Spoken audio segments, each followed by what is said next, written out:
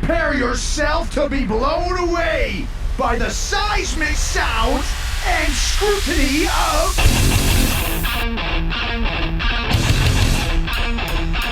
Aftershocks Podcast with Chris Aiken and Matt Hartnett.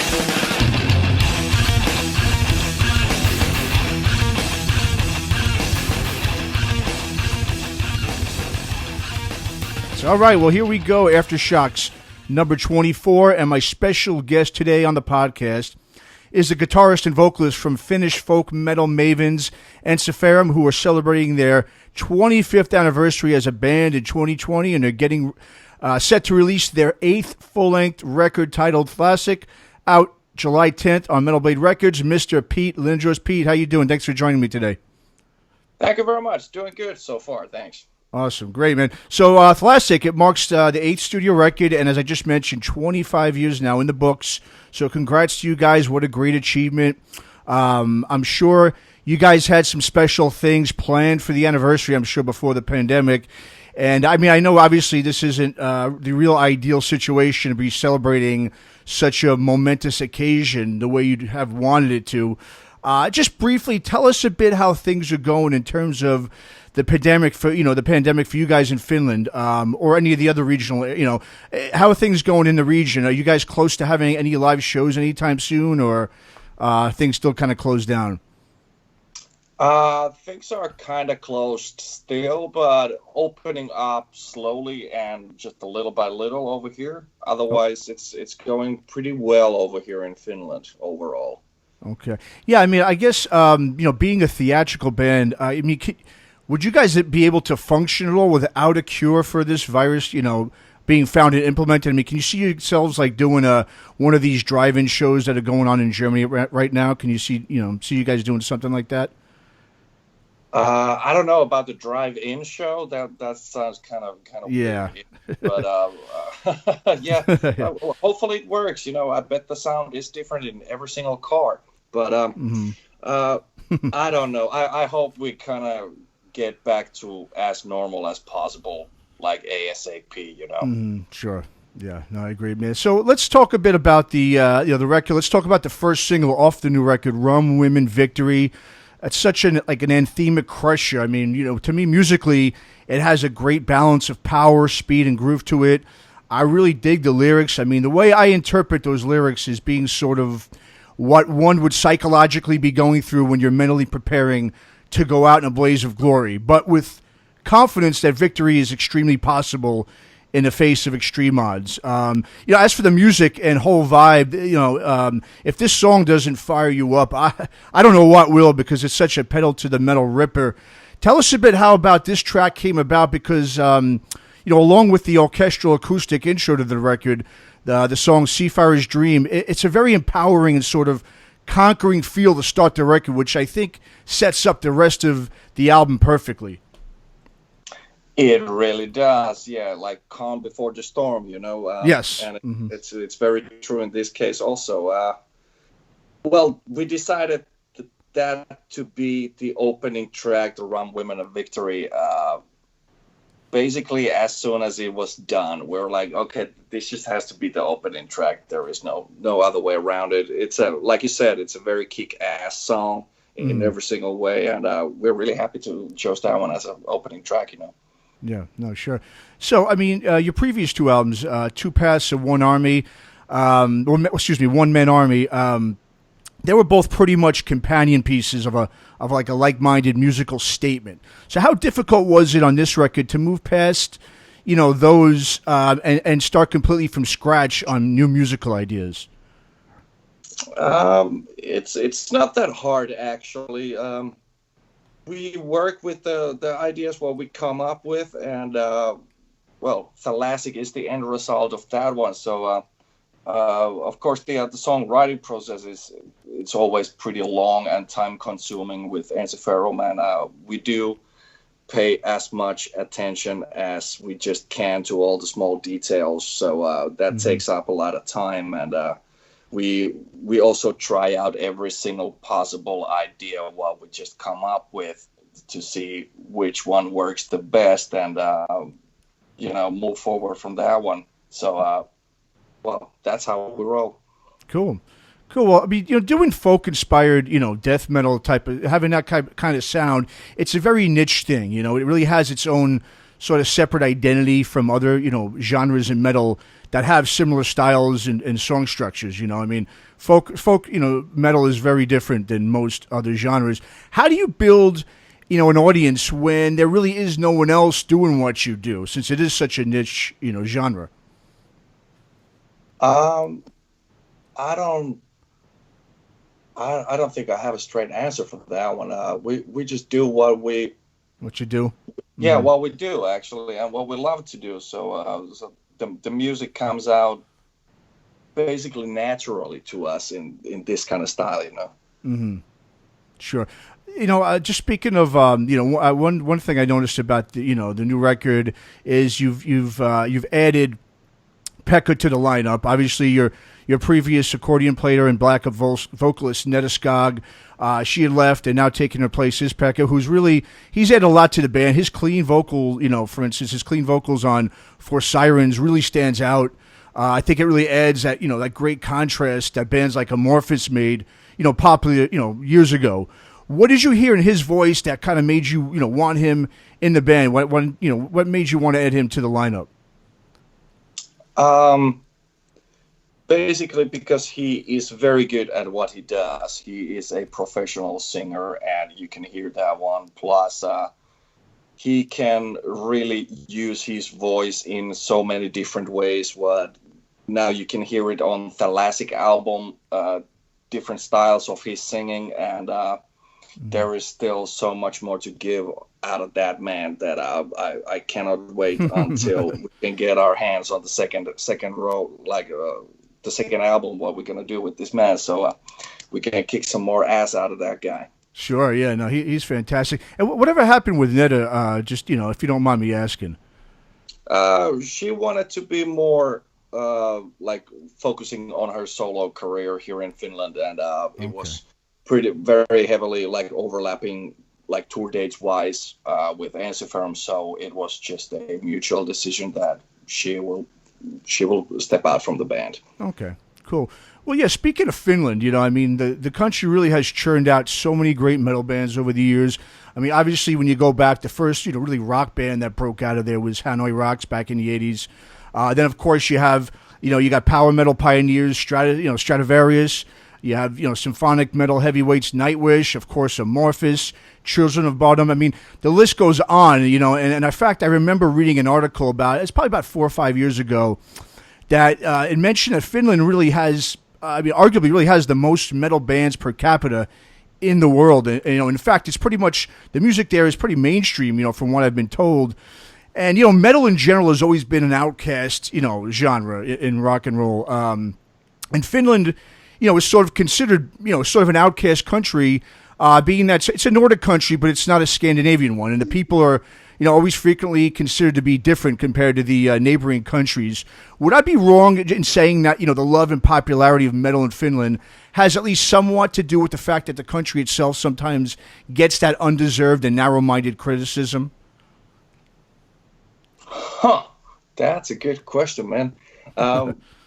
I would say when you listen to, death metal bands from Sweden and you take a listen to the death metal bands from Finland, you can hear the difference clearly, if you ask me.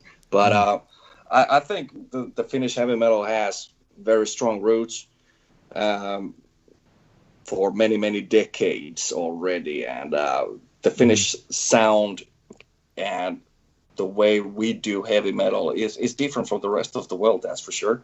Mm-hmm. Yeah, I mean, and not to ask any specifics, but I mean, do you have any sort of rivalries or friendly competitions between bands in the region, from different countries, especially ones that are in the same genre, in that melodic sort of death metal, folk, death metal type of sound? I mean, is there a good camaraderie you have with those other bands in the region, or do you feel like the Finnish bands are kind of off on their own, in their own corner?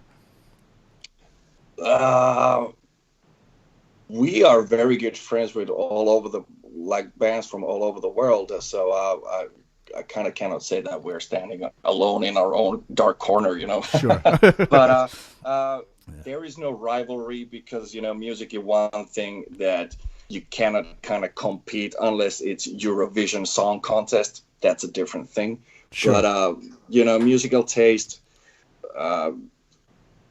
it's same like you cannot argue with food, you know, you just like it or you kind of don't. Sure. So Yeah. it's stuff like that. So it's not a competition. It's just, you know, you listen to what you like to. Sure. Yeah, no, I totally get it. And I just want to talk real quickly about one of your previous bands, Norther. Before joining, Ensiferum, you were the guitarist and vocalist in Norther, which was also a very popular band in Finland. It was different than Ensiferum musically, but it was, it had more of that melodic death metal sound as we've been talking about. And, Gothenburg is always talked about as being the breeding grounds for that sound, and it really gets all the credit for it within the metal press. And being that you were part of that movement back in the mid-2000s with Norther, I mean, so the Swedish melodic death metal sound and scene, was it really specific to Sweden, or did it really come, was it more of a regional phenomenon, not so much just, in the city, in that country? I mean, were there other, was that, for instance, did a lot of bands, from other countries move to Gothenburg to be a part of that? Or was it just more of a regional thing and Sweden, Gothenburg just sort of kind of get the credit for it within the press? I think it came from the bands that were actually located around Gothenburg and the area of that one and the studios, what they used back at that time. Okay. So, yeah, I think it comes from that. It comes from that. Okay. And when you were doing, Norther, obviously you were in Ensiferum as well. You joined, later on. How difficult was that when you were pulling double duty in both bands? Because they were both very big, both successful. How difficult was that? Well, actually, not that difficult. Now that I think back, I was juggling the two bands for around 5 years. Okay. Yeah. So, well, of course, Ensiferum was a lot more busy than Norther back in the days, and Norther was never that big on touring and what comes to that one. So we made just a handful of shows per year, so it wasn't that big of a deal to me. Mm-hmm. Well, was you leaving? I know you stated that you were pushed out of the band. You didn't actually leave, but do you think it had to do with Ensiferum being so successful, and you being on the road a lot with them? Not that what I have heard like afterwards. Well, the guys back in 2009 when I was kicked out from the band said that I do not have enough time for the band, which was kind of weird because Norther was not that busy band anyway. So I kind of wonder for what did they need more time for, but that is a mystery and let it be so too. Gotcha. No, totally got it. Just one last question. What advice would you give to a musician or someone who wanted to partake in being part of two, pretty successful bands? Like you said, I know you mentioned Norther wasn't more of a touring band, it was more, I guess, a local band within Finland. What advice would you give to someone that wanted, be in two bands? Because obviously, like you said, you didn't really want to leave, but, it's a difficult thing, obviously, juggling the two. Yes, it is. Well, just playing in one band is already very time consuming, but if you have two active bands, then it's going to get very tricky pretty fast, of course. And, well, better plan your schedule good. If sure, you yeah. juggle two active bands at that point, or even if you have more of these ones, then it's going to be even more difficult. But if you feel comfortable with that one, if everybody is fine on both parties, meaning the two other bands are fine that you are going between two bands, then it should work, of course. Mm-hmm. Yeah, sure. No, you're right. And just quickly, when things do go back to quote unquote, normalcy here, and when you guys are able to tour, what's the ideal plan now for the band? What would you like to do? Being this is the 25th anniversary, it's the 8th full length. What's sort of the goal once things do start opening up for live shows? Well, hopefully we could get back to that one as soon as possible, of course, and as safe as possible too. And well, would actually need to just check out the realities of the situation when it comes to playing the live shows. That what are we going to be able to do, and with what kind of stages are still available at that point. Sounds good. Okay. Great. Well, to our listeners, make sure to check out THALASSIC. It's the 8th full-length release from Finnish folk metal champs. Ensiferum out July 10th. And traditionally here, Pete, on Aftershocks, we like to play a song from our guests on one of their, on their record that they're promoting. So go ahead and pick a song off THALASSIC that you want us to play. Do you want us to go ahead and play Rum, Women, and Victory to end things? I think that will be a very kick-ass example from that album. Thank you. All right, perfect. Thanks, Pete. Appreciate it so much. Thanks very much. Okay, take care. Bye-bye.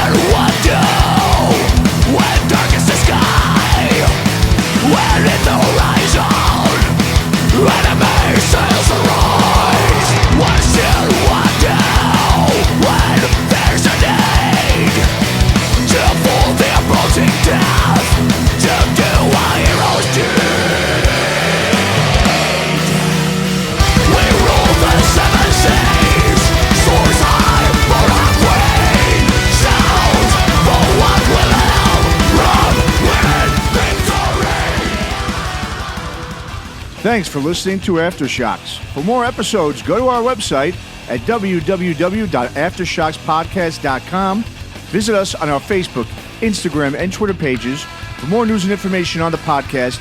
And be sure to subscribe, listen to, and review all episodes on YouTube, Spotify, Apple Podcasts, and all other podcast platforms. For your music listening pleasure, visit our website or go to www.shockwavesradio.com. For all comments and questions, please email us at info@aftershockspodcast.com.